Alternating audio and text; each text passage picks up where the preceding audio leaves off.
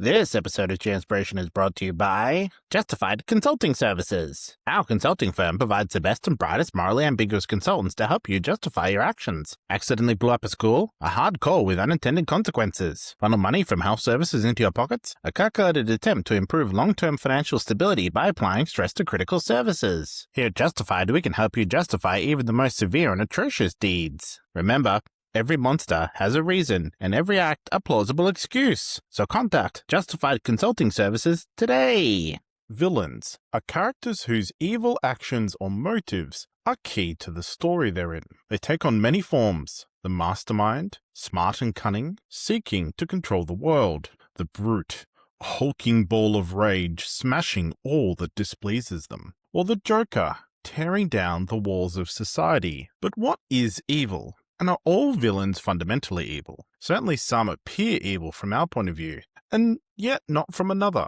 So what drives your villain? Why are they doing what they are doing? Most importantly, how can we make a good villain? Or even ask the question, does our antagonist need to be evil? Welcome to GMspiration. I'm Harley, and today I'm going to put it to you that most villains are not pure evil. In fact, some of the best do not seek to do evil, but to do evil in order to achieve some other goal. In this video, I'm going to dissect some examples of villains and fit them into a healthy alignment box to help you create your own villains. In my mortality video, I go into detail on two competing ethical frameworks to judge right or wrong. The first is utilitarianism, which states that the morality of an action is determined by whether it produces the most overall happiness, pleasure, or welfare while minimizing suffering. In this way, you can compare two actions, using that guide to decide which one is the more moral action. The other is deontology, which judges the inherent rightness or wrongness of the action itself, which are defined by a set of moral duties and rules. They often have exemptions, where a rule has situations where it does not need to be followed. Some really common examples are that it's wrong to kill, unless it's in self-defense, or it's wrong to steal, unless it is to feed someone who's starving. Now, if I twist these for our alignment chart, I can use these two concepts to replace lawful and chaotic. I simply take out the morality for rightful wrongness and put the method by which the actions are judged. Deontology for our characters means that they have a set of rules that they will not break, while utilitarianism means that they will do anything to achieve their goal. One is constrained by rules, or perhaps uses the rules to their benefit, and the other one will do whatever they can, ignoring and breaking rules if it serves their purposes.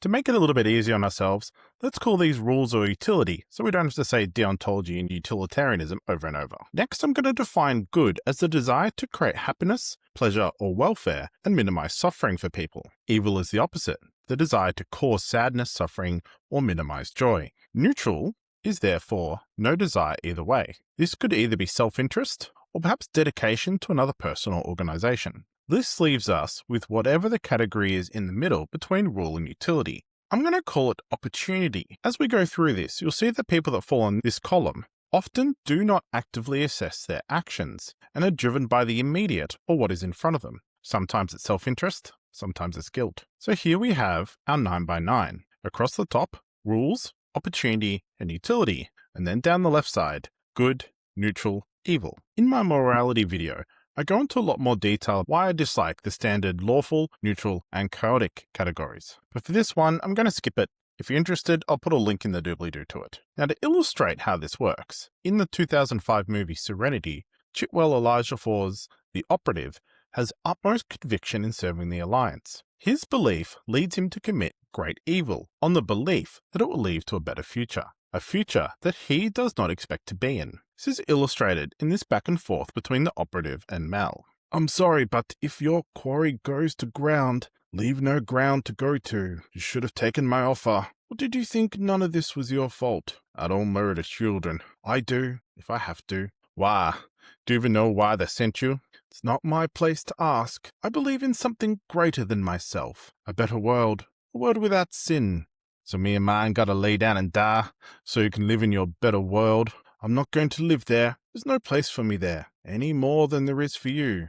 Malcolm, I'm a monster. What I do is evil, and I have no illusions about it, but it must be done. I call the operative utility neutral. His behavior is not linked to an ethical alignment, but rather to an idea. He seeks neither to do good nor evil, Instead, he follows an ideal, the ideal of the Alliance. That is why he's not killed at the end of the movie. Instead, his belief is destroyed. In this way, he's truly killed by Mal. He follows no rules in his belief. He will do whatever it takes. He weighs the utility of each of his actions to achieve his goal. So let's go through, and I'm going to fill in the other categories and see if we can get 9 villas from across the alignment chart. Now, I've already talked about the operative, so I want to give you another example, possibly a bit more well-known.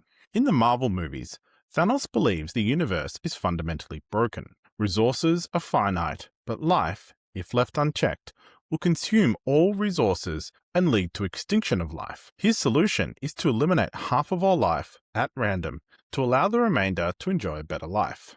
Going to bed hungry, scrounging for scraps. Your planet was on the brink of collapse. I am the one who stopped that. You know what's happened since then? The children born have known nothing but full bellies and clear skies. It's a paradise. Because you murdered half the planet! A small price to pay for salvation. You're insane! Little one, it is simply calculus. The universe is finite. Its resources finite. If life is left unchecked, life will cease to exist. It needs correction. You don't know that! I'm the only one who knows that. At least, I am the only one with the will to act. For a time, you had that same will, as you fought by my side, daughter. Thanos does not see himself as a ruler. He does not want to conquer the universe. Instead, after achieving his goal, he retires and destroys the Infinity Stones. He kills half of all life, and yet, in his own mind, he's performing an act of mercy. So, would you classify him as good or evil? He deals with balance. He kills half of all people to make the other half lives better.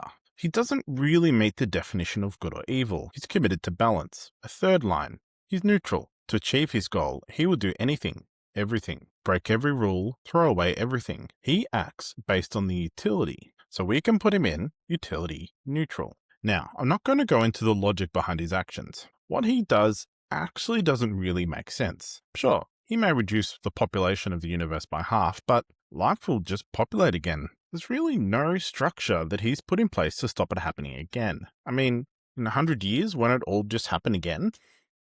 It's a bit short-sighted. But anyway, moving on.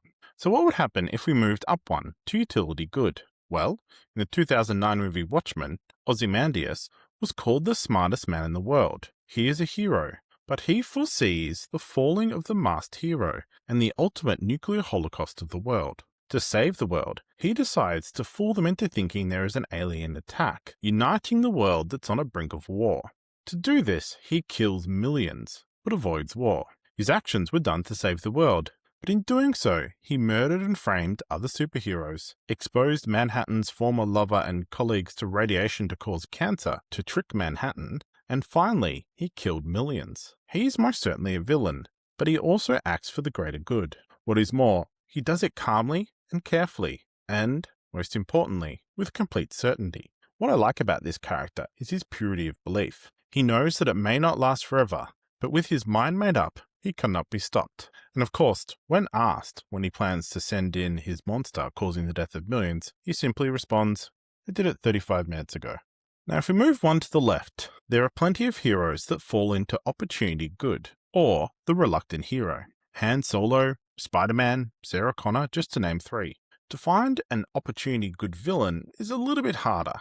They need to lean towards good, but for some reason do acts of evil. Possibly this is due to an external force, or maybe their apathy leads them to allow evil to occur under their watch. I did consider talking about Cornelius Fudge from the Harry Potter movies, but I thought he probably didn't play enough as a central role in the movie to qualify as a villain. Certainly though, he attempts to do good, but in doing so, causes evil to flourish. He's an enabler, hiding Voldemort against all evidence. So, instead, and perhaps controversially, I'm going to go with Golem.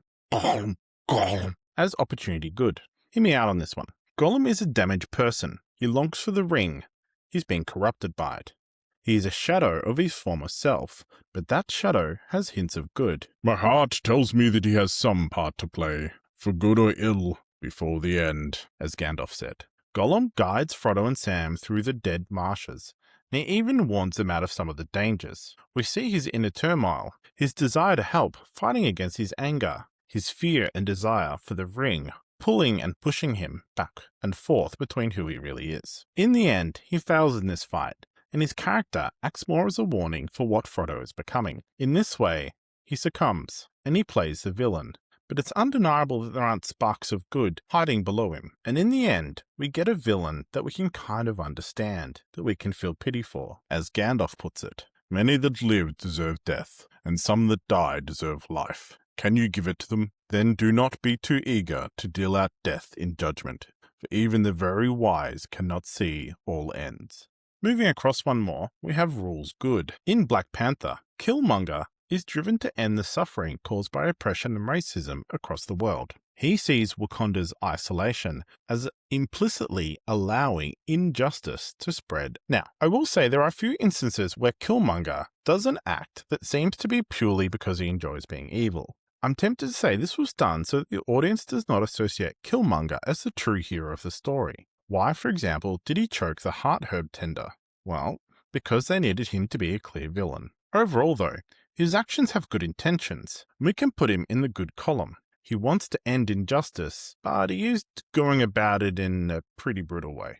Now, why putting him in the rule category? Well, Wakanda is a land of traditions, from how it governs to how its ruler is picked. Killmonger could have easily sabotaged the fight, tricked, or weakened T'Challa somehow, could have poisoned him, could have straight up killed him. Instead, he follows every rule and takes control by those very rules. It's actually T'Challa that breaks the rules. I really like Killmonger as a villain, and you can see and understand and even agree with his view, if not his methods. The key here is that there needs to be something he's fighting, but the way in how he's doing it is what portrays him as the villain. Similar to Ozymandias, his motive can be defined as good, even if his method does not.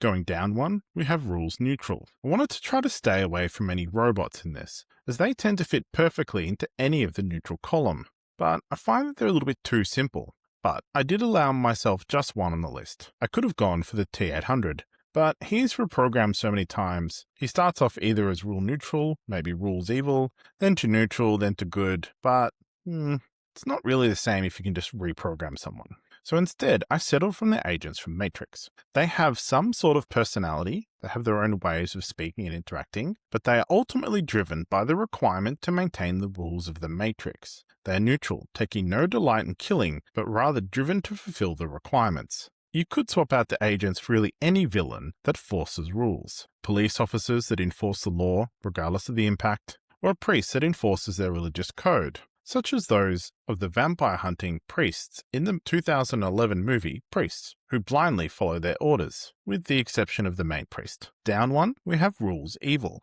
Dolores Umbridge is the perfect example of rules evil. She's a sadist, using rules and laws to inflict pain on others. She hides behind her rules. She weaponizes them. As I told you, Mr. Potter, naughty children deserve to be punished. I don't think I really even need to explain this one too much. She's obviously perfect. What is key with this villain category is that the evil should go hand in hand with the rules. A noble that uses their station to oppress others, or a cruel judge that uses the law to punish. Back into opportunity, evil. You have Umbridge, driven by harm others, and putting herself into situations where she can manipulate the rules for herself. But what if we had someone who didn't really follow the rules? Who was not driven to find and hurt people, and instead was more opportunistic? Hannibal Lecter from The Silence of the Lambs is not driven to achieve any higher order of evil. He does not hunt people down, plant bombs, or force his ideology onto others. Instead, Hannibal kills when someone annoys him. Discourtesy is unspeakably ugly to me. What we can say for sure is he's evil, as he enjoys killing and making people suffer, even ignoring the cannibalism part. He does not follow rules, although he does cloak himself in being intelligent and cultured. He does not seek some greater evil, simply he is evil when he wants to be. He fits neatly into this opportunity evil category. Next, we have utility evil. Heath Ledger's Joker from 2008's The Dark Knight is one of the best villains in movie history, possibly the best villain we'll ever see. He is a personification of chaos and a belief that people will choose to save themselves. He is driven to prove this, constantly pitting people against each other. All of his actions are an attempt to destroy the moral construct that we call right and wrong, that we call civilization. Introduce a little anarchy, upset the established order, and everything becomes chaos. I'm an agent of chaos. Oh, and you know the thing about chaos? It's fair. That is the Joker's primary drive. He's also evil, driven to cause as much pain as possible. Unlike the operative, he likes causing pain. He likes hurting people and killing people. It's not about the money, it's about sending a message. We'll admit, my impression is somewhere between Mark Hamill's Joker and Heath Ledger, with less talent. Now, what we can say for sure is that the Joker is evil. He seeks to harm people, and he enjoys it. Does he play by rules? No. Does he have some sort of grand plan or ideal? He does. So we can put him squarely in the utility evil. This category is really the people who seek to do as much damage as possible, setting off bombs, destroying society. These are the sort of things that this villain does. They are grand-scale evil. Now we have our lucky last, opportunity neutral. There are many versions of Lex Luthor in the DC universe.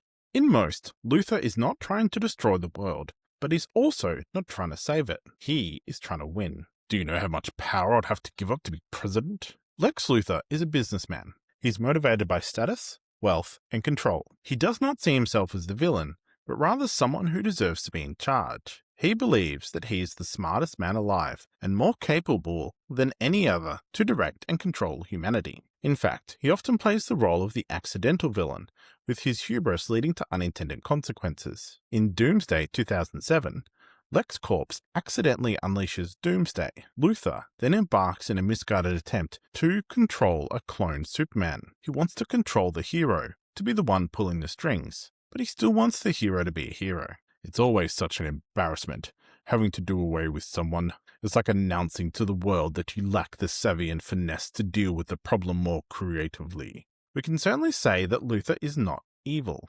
He doesn't seek to do harm to people, but he certainly has a complete disregard for morality. He acts based on the opportunity in front of him to achieve his goals. You could call him potentially utility neutral, doing anything he can to further his power.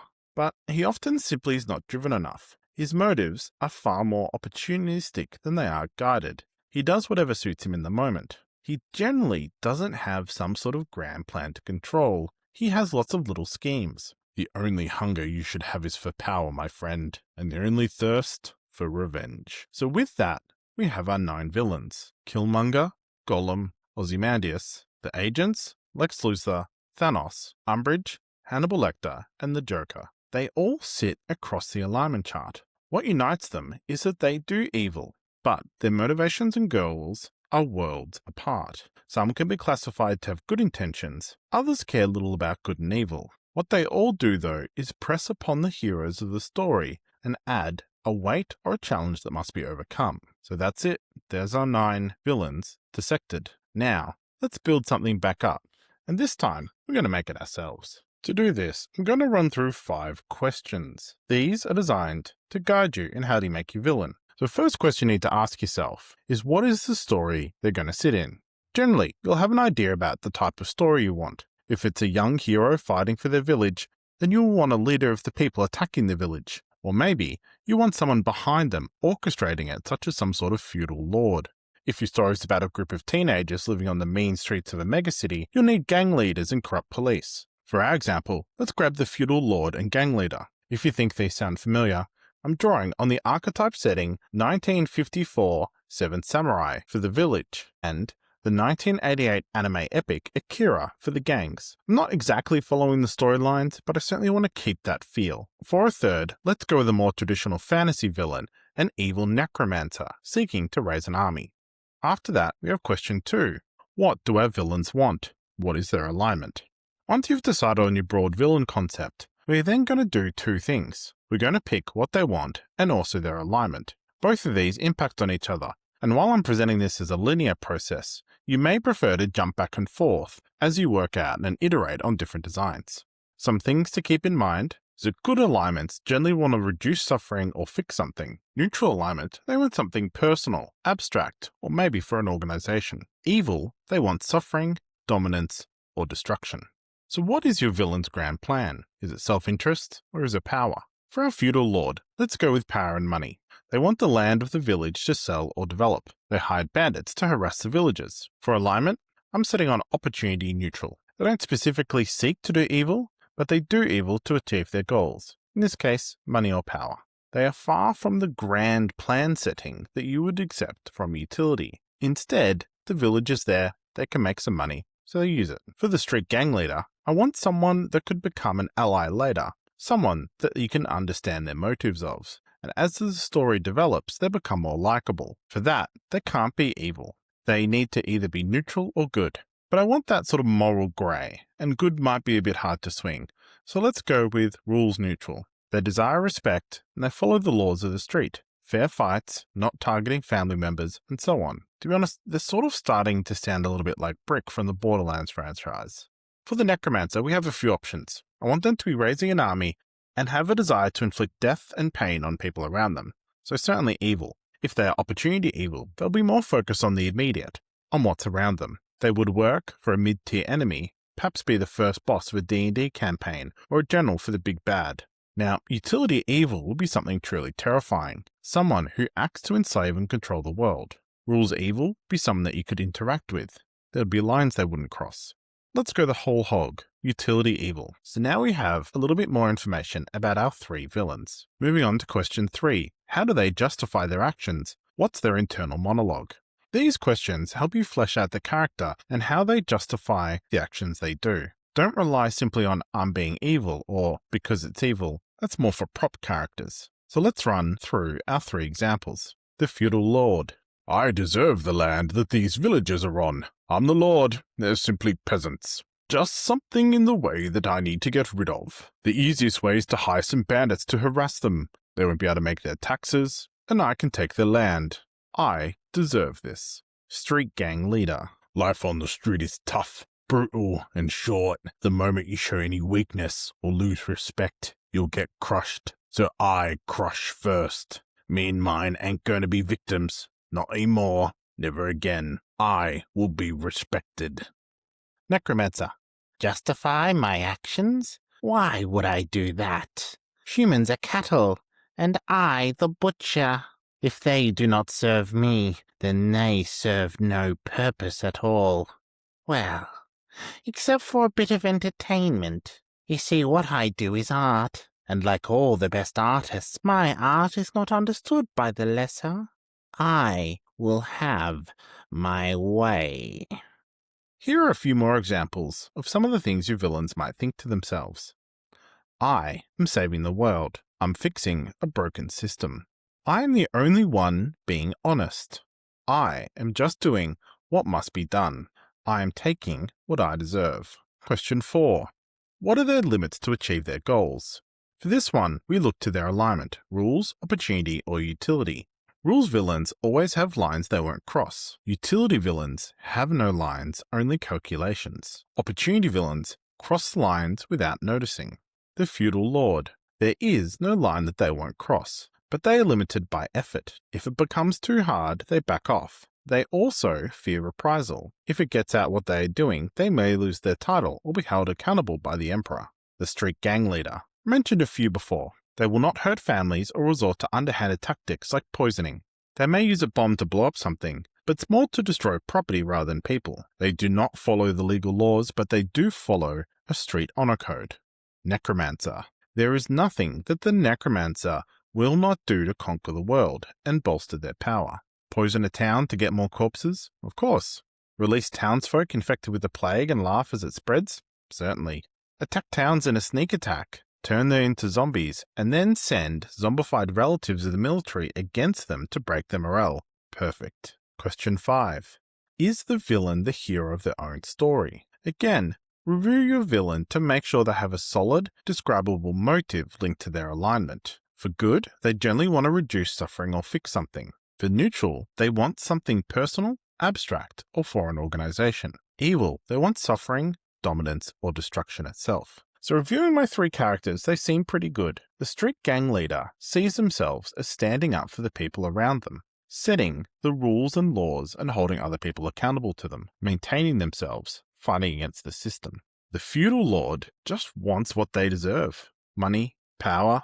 They see something and they want it. But the necromancer, though, I don't think they're as brutal as I want them to be. Conquest is good, but ultimately that could be utility neutral. Not interested in good or evil, but rather on power. So let's change it up a bit.